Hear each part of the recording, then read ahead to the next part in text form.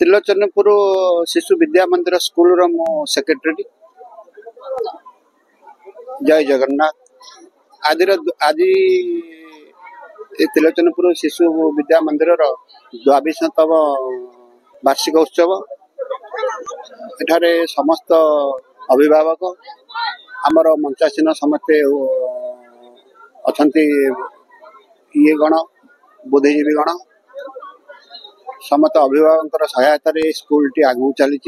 एठारे आमर प्रतिवर्ष राज्य स्तरीय जिला स्तरीय बहुत पिला उत्तीर्ण होती मेधावृत्ति पाई। तत्सहित ए विद्यालय उन्नति आम ग्रामवासी माने समस्त प्रचेषा जारी अच्छी।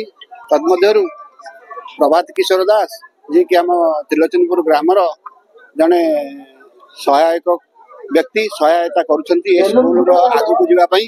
तेणु समस्त मोर कृतज्ञता जनाऊँची जे समस्त अभिभावक माने उपस्थित रही से छोट छोट पिला छोट छोट कुनी कुनी छात्र छात्री माने नृत्य परिवेषण गीत परिवेषण संगीत और सब प्रकार नाट्यर सब गुरुजी गुरुमा प्रधान आचार्य आमर नूतन सभापति महोदय समस्त प्रचेषा आज ये कार्यक्रम सफल होगा जाऊँगी।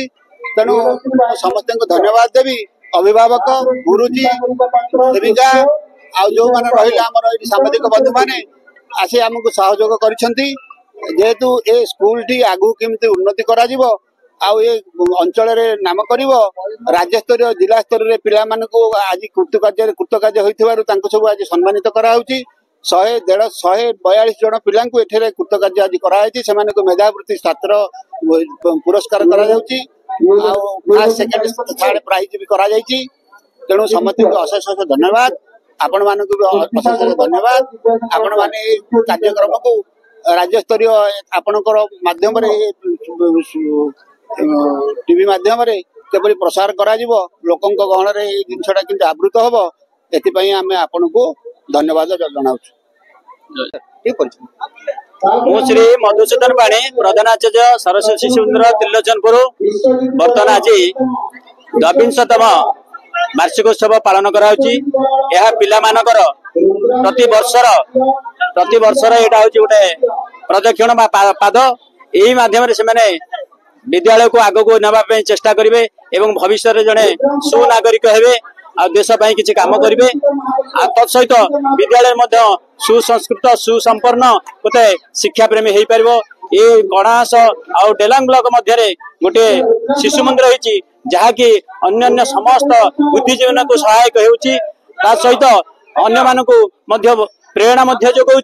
ये प्रेरणा द्वारा ये अंचल लोक मैंने समस्त भल हो पारे सुशिक्षित हो पारे शिक्षा संपन्न हो पारे जहाद्वारा ये अंचल गोटे भल भल मानवीय भविष्य जड़े सुनागरिक हो पार ताहा एकांत काम्य।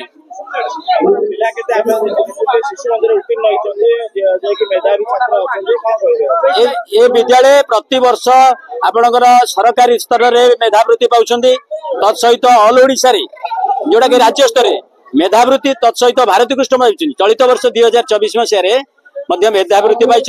तत्न भी ये भी गणित भारती कृष्ण प्रतिभा पाई वृत्ति परीक्षा प्रति वर्ष विद्यालय रही स्थानित रही कणास और डेलांग यह गोटे भल विद्यालय गर्व गौरव विषय। परिचय प्रभात किशोर दास। आज अंचल जो शिशु मंदिर रही आज एत बड़ आयोजन कर वार्षिक उत्सव मानसिक बौद्धिक विकास करने गोटे पिला गोटे निरा परंपरा चलती कौन कहे यहाँ दीर्घ 23-24 वर्ष है आमर चली आमर ये अनुष्ठान वर्तमान दीर्घ 5 वर्ष है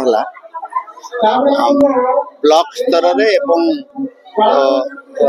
जिला स्तर राज्य स्तर भी पुरस्कृत होती सब आप देखिपारे फटो लगी एवं सब गुरुमा एवं प्रधान आचार्य मानकर सहायता कार्य चली आहुरी भी बहुत कार्य करने को बाकी अच्छी तेणुक आम चेष्टा लगे चलैचु आउ कि छात तैयार हम घर तैयार हम लोक पिला पढ़ाई स्थान टी अभाव हो कौन प्रशासन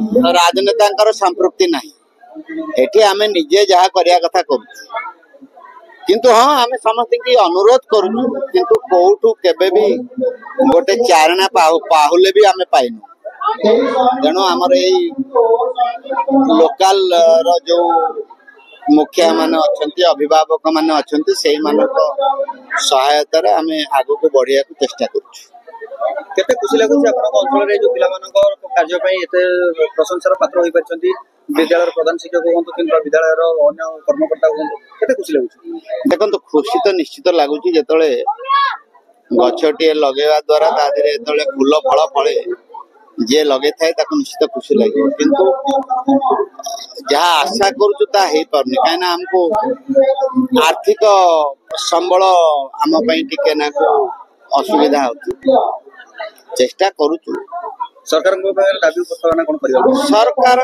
पाखे दाबी उपस्थापना कले भी किसी फलप्रसू होना